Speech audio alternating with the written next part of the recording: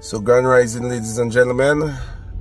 This morning, before we say anything further, we just want to take the opportunity to really sympathize with the family of Junior Luge, or Cornelius Luge, but more affectionately known as KYAT. Not cat, you know. KYAT with a K. KYAT. Cool fella in Pottersville. Very cool with my wife as well. Would always trouble her when he see her. And it was just sad, you know, to just hear of his passing. That's a guy I passed under the cliff maybe 2 weeks ago. And my co-worker said, one thing, he think he young, but I said, but he's a young man out there. You know, Cat would always be on his bike, you know, navigating through. You know, freeing up his head with the boys by Jackson and yeah. So may you rest in peace, Cat. But it just goes again to say that we know not the hour. That's why I'm trying my best. Regardless of who hit me, who using people to hit me, I really seen everybody. I'm not holding nobody on heart, because life too short to be stressing over pettiness. So condolences, man, to the family, your wife, Auntie Ez, Uncle Errol, and the crew in Pottersville, Dorel, Adisa, and crew, your children as well. Rest in peace, Cat. Rest in peace. I know your memory will live on.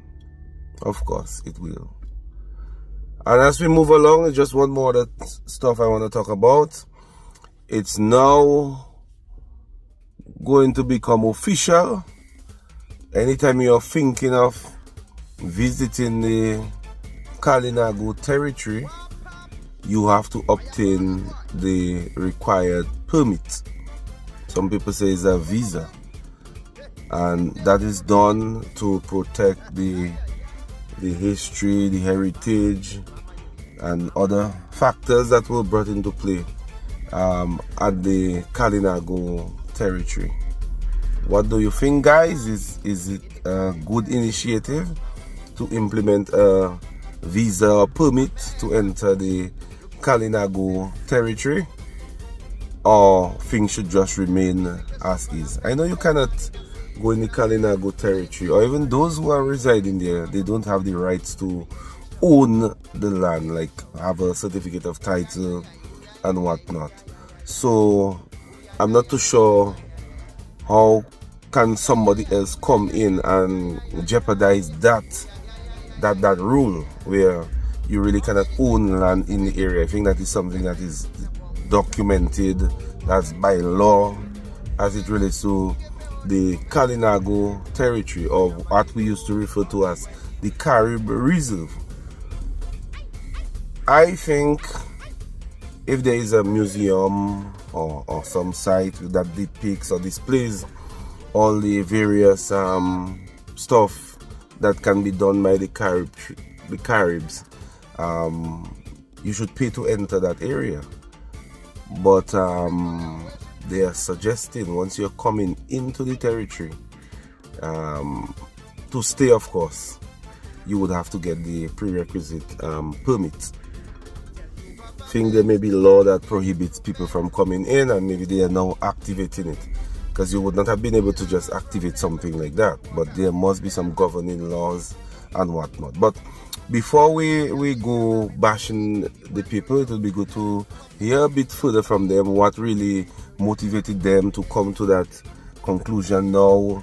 You know, if it's a consensus, because they said you have to go for the council and whatnot. So whatever the case is, it would be good to know what were the driving forces or factors behind that decision. But I'm in no position to argue what I do not know about.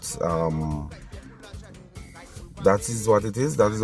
But it would just be good to hear further. In the meantime, as you can hear, I'm enjoying this song from Derek St. Rose in 1998, I believe. He sang Carib Bacchanal, Mr. Barry and Company. So, one love, Dominica. Remember, life is short. Life is precious. Let's forget about the hating and, denigrating of one another. I will make an effort as well. If I denigrate anybody inadvertently, or some people like to take offense with things that I say that is not relevant to them, or sometimes they just say, who the cap fit, let them wear it. And then, but life is short and we must make the best of it. Big up on yourself. Yeah?